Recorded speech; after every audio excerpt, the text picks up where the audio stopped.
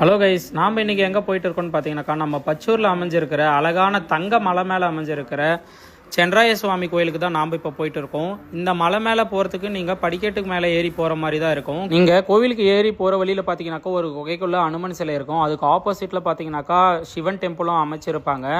அந்த ஆஞ்சநேயர் கோயிலுக்கு எதிர்ப்புறம் பார்த்தீங்கன்னாக்கா ஒரு சிவன் கோவில் அமைஞ்சிருக்கும். சிவன் கோவிலுக்கு பக்கத்தில் ரைட் சைடில் உண்ணாமுலை அம்மனோட சன்னதியும், இடதுபுறமாக பார்த்தீங்கன்னாக்கா நடராஜர் சன்னதியும் அமைஞ்சிருக்கும்.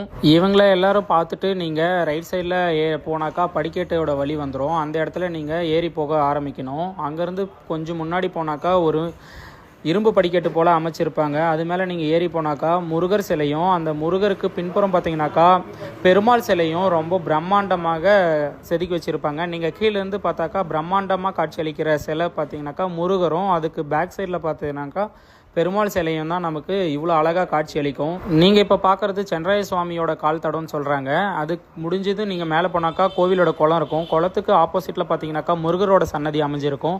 முருகரை வழிபட்டுட்டு நம்ம சென்றாய சுவாமியை நீங்கள் பார்க்கலாம். இங்கே மூலஸ்தானத்தில் பார்த்தீங்கன்னாக்கா ஃபோட்டோ பிடிக்கிறதுக்கு அலோவ் பண்ணலை. சரி, அதனால நம்ம சாமியை மட்டும் கும்பிட்டுட்டு வெளியே வந்துட்டோம்.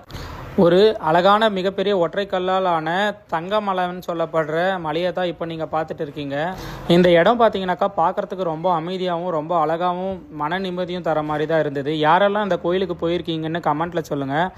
அதே போல் நம்ம வீடியோ பிடிச்சிருந்துச்சுனாக்கா லைக் பண்ணிவிட்டு உங்கள் ஃப்ரெண்ட்ஸ் அண்ட் ஃபேமிலிக்கும் ஷேர் பண்ணிக்கோங்க.